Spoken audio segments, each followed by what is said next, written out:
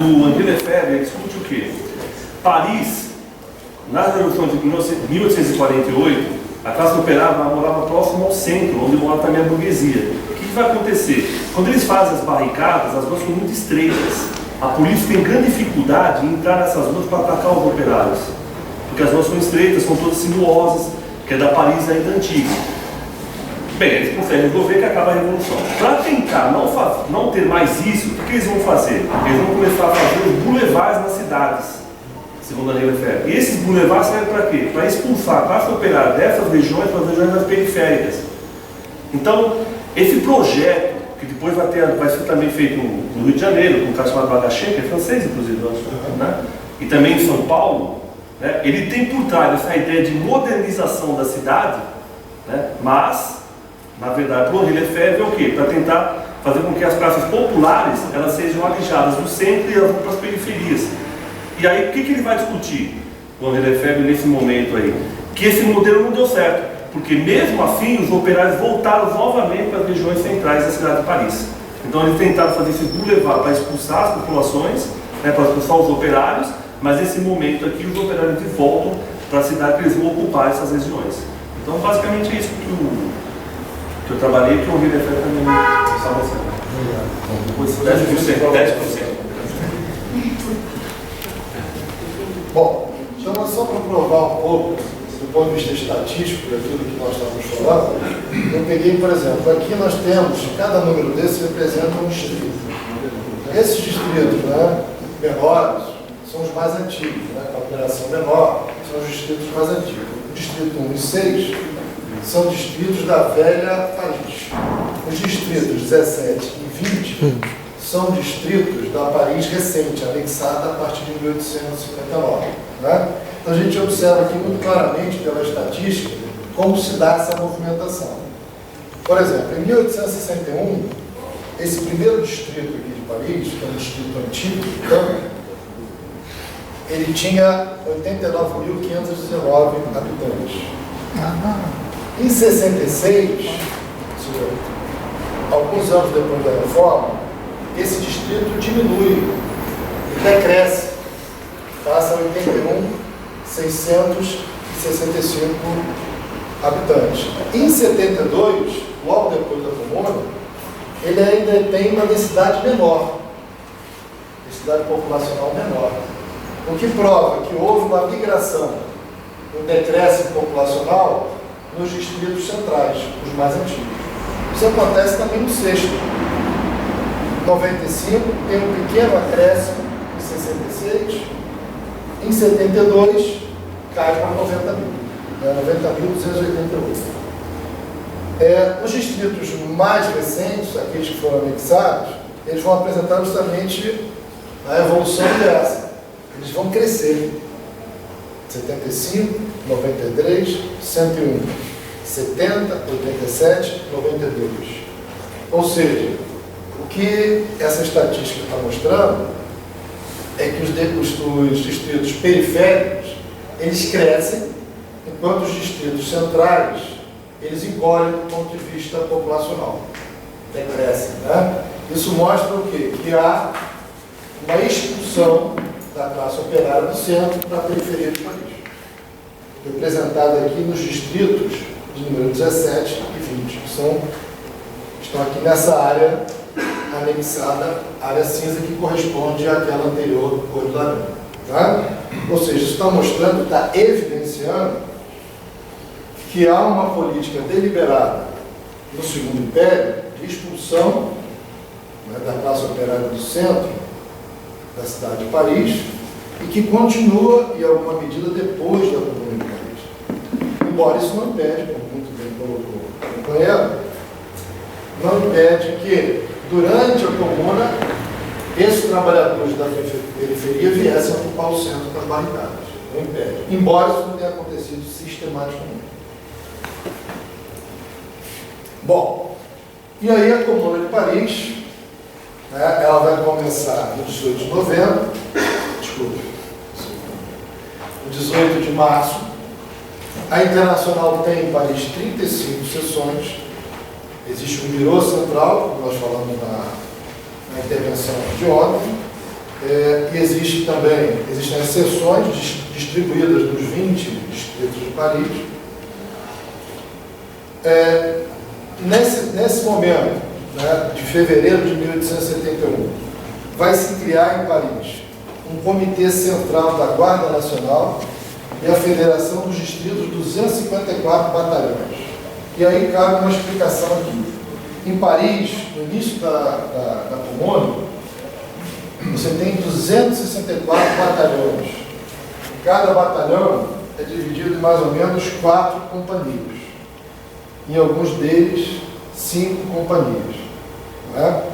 E desses 254 batalhões, de fevereiro de 1871, na verdade, um ano antes você tinha menos da metade desses 254 batalhões.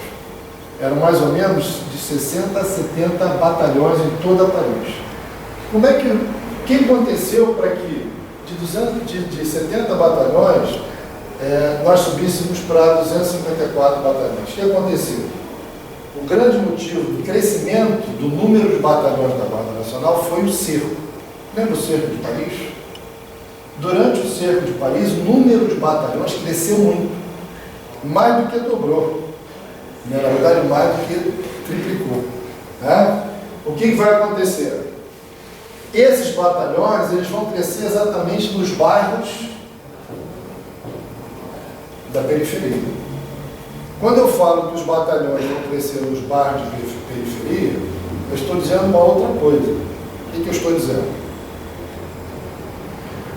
Se os batalhões estão localizados nos bairros de periferia, e se a Guarda Nacional era formada por moradores dos bairros, a esmagadora maioria dos batalhões que se formam a partir de 1870, e que conformam esse número de 254 batalhões em fevereiro de 71, a composição desses batalhões é essencialmente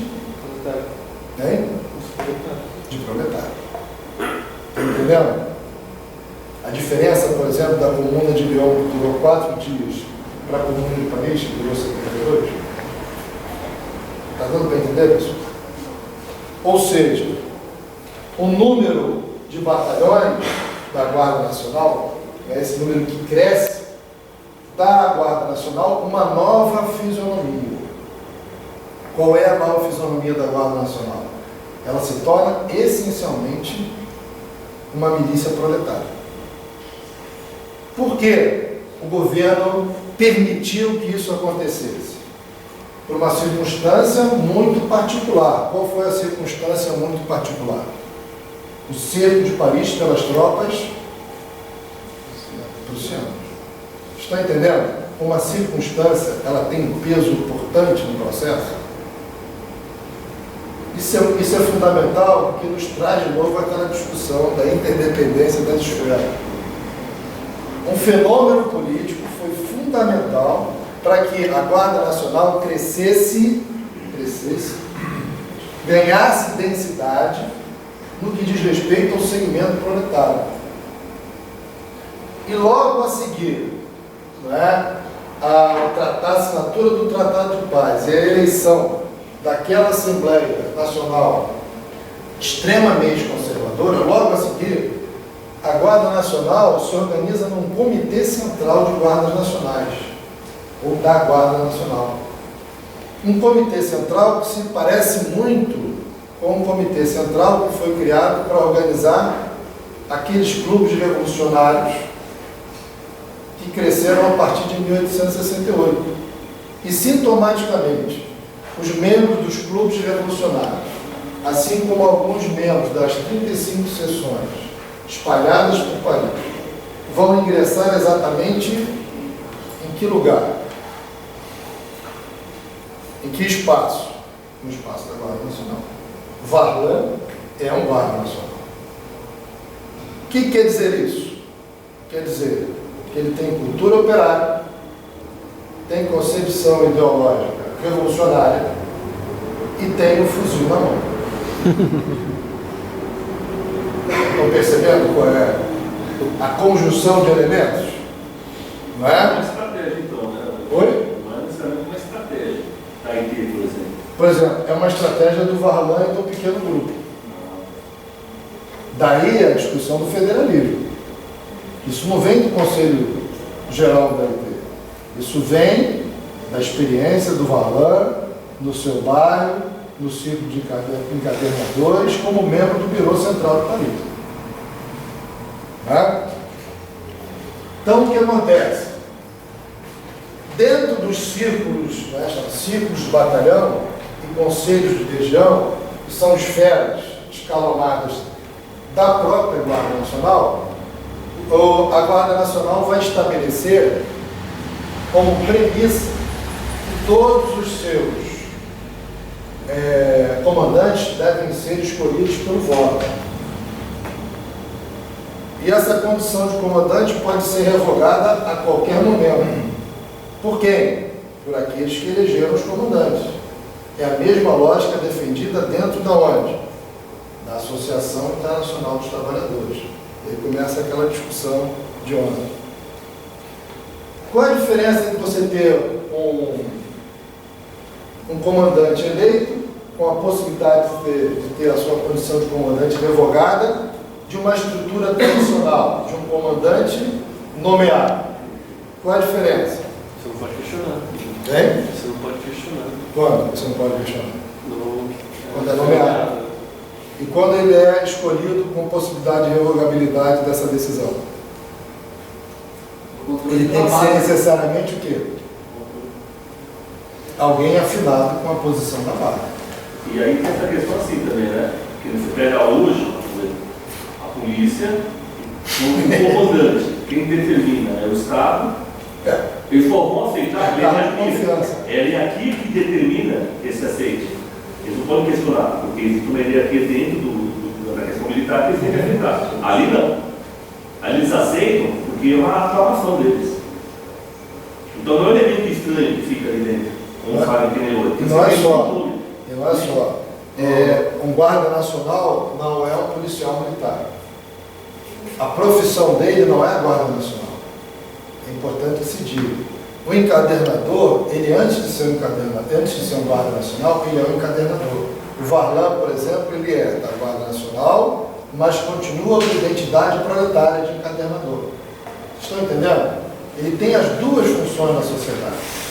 A de guarda do seu bairro, do seu distrito, e também a função de encadernador. Ou seja, ele não perde, aí é a discussão da democracia representativa e da democracia direta. Ele não perde a sua identidade proletária, a despeito de estar com o uniforme e o fuzil nas mãos. Está claro isso? Quer dizer, como é que o governo deixou isso acontecer? O governo não tinha como evitar isso.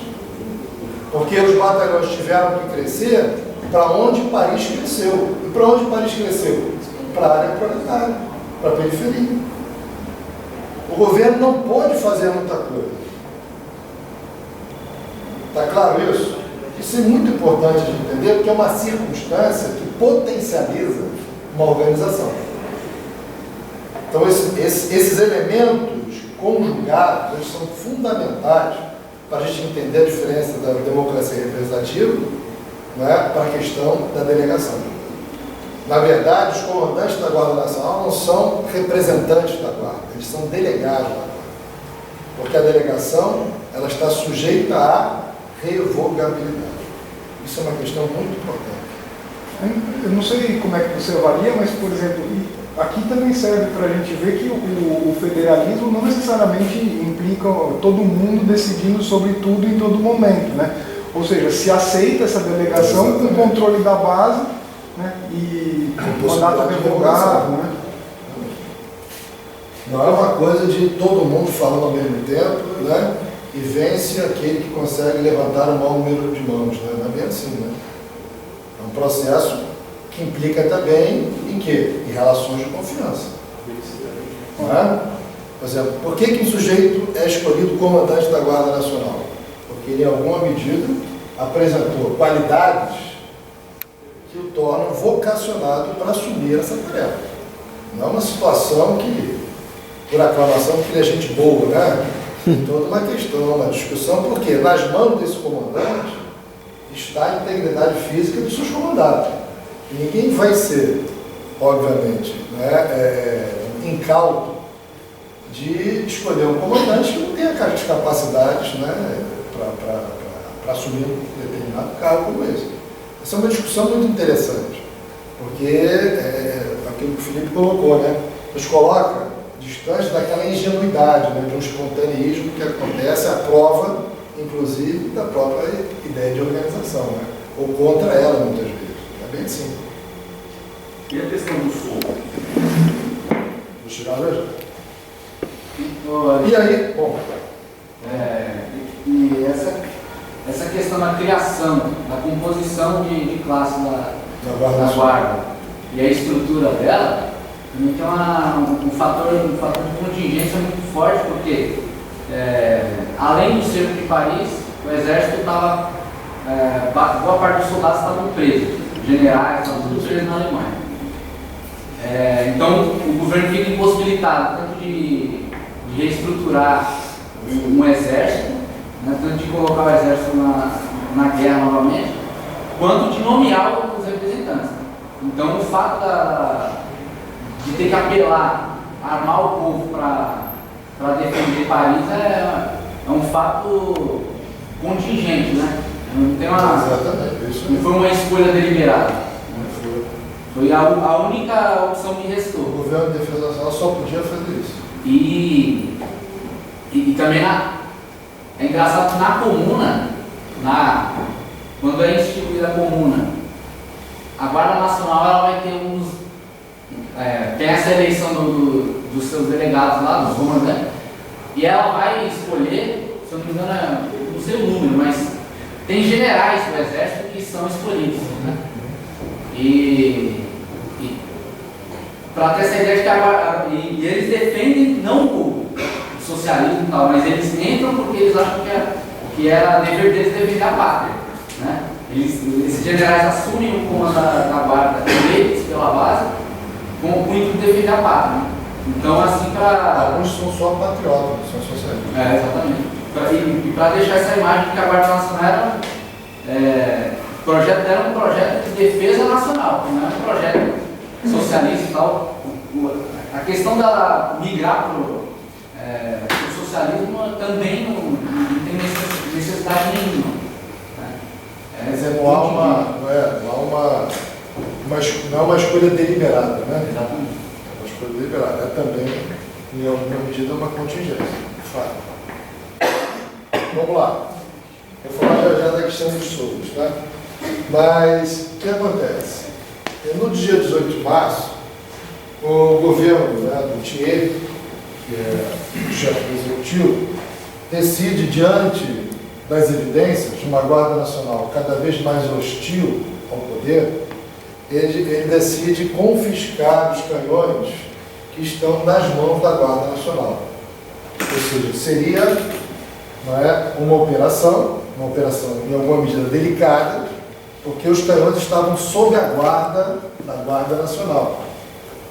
E o que o Thiers quer é que esses canhões passem à guarda do Exército, porque o Thiers não confia, ele tem razões para isso, ele não confia na Guarda Nacional. Tanto mais o Cerelo agora, em grande medida, de substância proletária. E aí, no dia 18 de março, alguns soldados liderados por dois generais, o Clément Thomas e o Lecomte, esses soldados vão entrar em Paris na madrugada com a tarefa de confiscar esses canhões.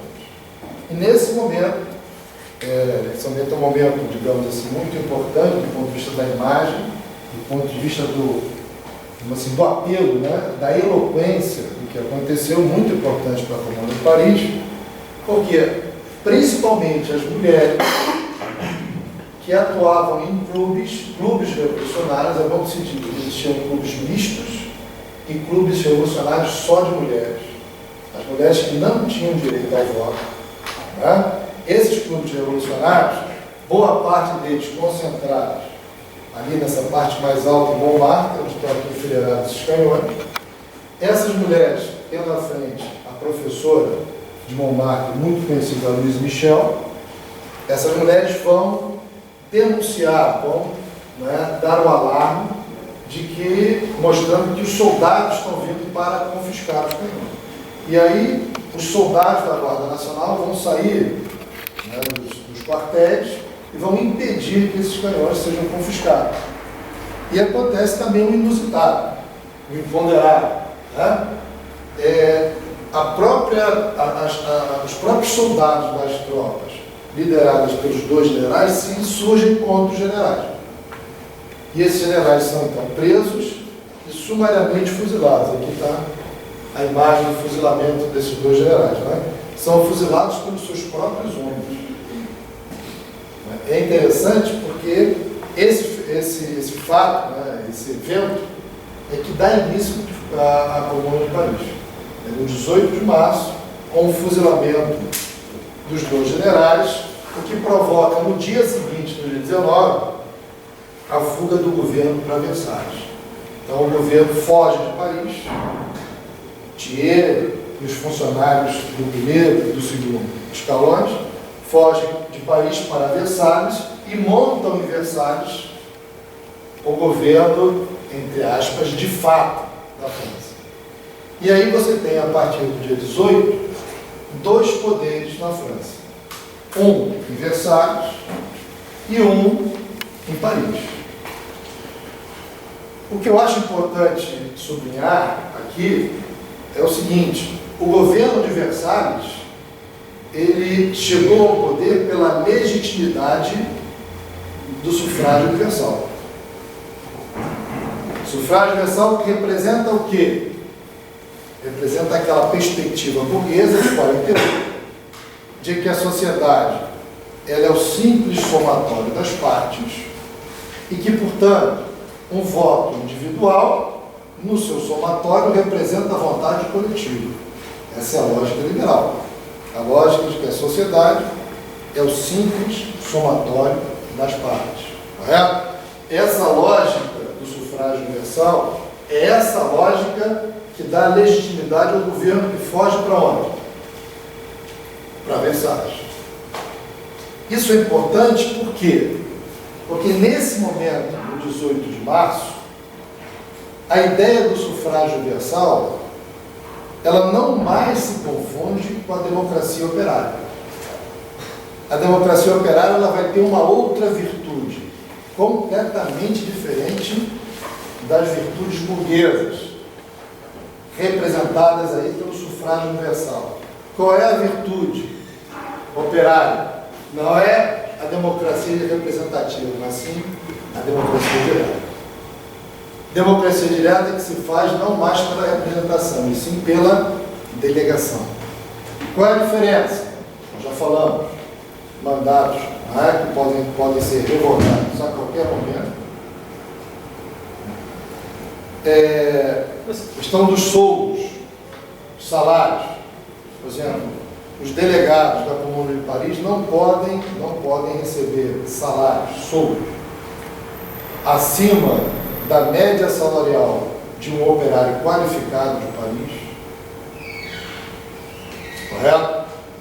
E o mandato deles não é um mandato da Prefeitura de Paris ou do governo de Paris, é um mandato do bairro que o elege. Estão entendendo? Quem pode instituir um delegado eleito para a Comuna de Paris? Quem pode instituir? O seu bairro. E ele tem que prestar, né, no seu bairro, ele tem que prestar satisfação dos seus atos. Em que instância ele faz isso? No bairro dele. Para onde, invariavelmente, ele tem que voltar todas as noites. Depois de legislar, provavelmente a favor e nunca contra a sua base, que está no seu bairro. Estão entendendo a diferença? Ou seja, o delegado ele está vinculado ao seu bairro. O delegado não pode fazer jus a um vencimento superior à média salarial do operário qualificado de Paris, e ele pode ter a sua condição de delegado revogada a qualquer momento. Isso é muito diferente do status do sufrágio universal, que pressupõe o quê? Um mandato com prazo fixo, sem relação territorial, sem relação com o bairro que o elege, necessariamente, sem relação, e onde os vencimentos são, em geral, muito superiores à média salarial de qualquer operário francês. Ou seja, o que os operários de Paris estão inventando, podemos dizer assim, já existia em projeto nas sessões dos congressos da Internacional. Já estava lá. Mas no dia que isso é colocado em prática, não só no Comitê Central da Guarda Nacional, como na própria concepção administrativa e política da Comuna de Paris. Ou seja, o que nós estamos falando aqui é de uma democracia operária que se opõe ao resultado de uma eleição que representa em grande medida o status da democracia representativa, o status, né, do sufrágio universal. Ou seja, toda essa lógica organizativa, ela não se faz em paralelo à democracia burguesa, ela se faz contra a democracia burguesa. Então, nesse sentido, essa criação da comuna, que existe em projeto internacional, mas é aplicada na comuna, ela é uma forma completamente diferente de gerir os assuntos públicos, que se posiciona em oposição a toda a perspectiva burguesa que nós acabamos de expor aqui. Tudo bem? Você quer fazer alguma pergunta? Porque é uma preocupação dele ontem. Eu estou tentando, de alguma forma, colocar os elementos centrais dessa discussão. Não sei se vou satisfazê-lo, mas estou me esforçando para isso. Só uma questão. Acho que ele quer falar. Você quer falar? Não, é só para esclarecer com relação ao delegado. O delegado, se ele for um operário, ele deixa a atividade como operário enquanto ele é delegado? Ou ele tem Deixa a atividade operária como delegado. Ele é só fazendo esse trabalho dos interesses coletivos. Tem um texto do Propoto que chama o Salário Coletivista. Ele publicou o Salário Coletivista. Ele faz uma crítica à comuna nessa questão do salário. O Kropotkin é bastante crítico. Ele vai falar porque ele acha assim, como é que você vai entrar no processo revolucionário e mantém os salários ainda? Ele acha que isso é um dos motivos para a comuna ter problemas. Você tem diferenças salariais entre as pessoas. Ele faz esse texto, o salário coletivista. A comuna não é uma efetivação do socialismo. Agora, em grande medida, um projeto na direção dele. Estamos aqui discutindo alguma coisa que teve 72 dias para acontecer. Agora, que diz respeito à crítica, Kropotkin tem alguma razão. Os limites da comuna foram muitos, mas os avanços também. Pode apontar muitos limites. Nós vamos ver alguns deles a partir de agora também, não só, mas também. Tá? E aí vem aqui o manifesto da Internacional, dia 23 de março. É bom que se diga que a Internacional, nas suas 35 sessões do seu Bureau Central, ela não adere, no dia 18 de março, ela não adere na sua totalidade à Comuna de Paris. Quem está à frente, quem está, digamos, na crista desse processo, chama-se Eugênio Varlão. E alguns outros internacionais, ou internacionalistas, mas nem todos. Entretanto, no dia 23 de março, a Internacional de Paris, o Bureau Central, publica um documento. E esse documento é considerado até por alguns historiadores como talvez o primeiro esboço de governo da comuna. Porque o que você tinha, na verdade, era um manifesto do Comitê Central da Guarda Nacional, não tinha mais nenhum outro documento. E esse documento da Internacional de 23 de março foi o primeiro documento um pouco mais consistente sobre aquilo que se queria fazer a partir de 18 de março. Né? Então acho que valeria a pena a gente fazer uma leitura desse documento. Pode ser, gente? Quem nos ajuda aí? Você? Obrigado. Manifesto da Internacional, 23 de março. A independência da comuna é a garantia de um contrato cujas cláusulas, a instrução laica e integral, o direito de reunião e associação, a liberdade absoluta de imprensa, a liberdade do cidadão, a organização do ponto de vista principal dos serviços de polícia, de força armada, de higiene, de estatística, etc. Trabalhadores, fomos ingênuos com nossos governantes. Nós nos deixamos enganar em seu jogo quando acarinhavam e reprimiam alternadamente as facções que o comunismo asseguravam sua existência. Hoje, o povo de Paris é clarividente e recusa-se à escrava de criança dirigida pelo preceptor e nas eleições municipais.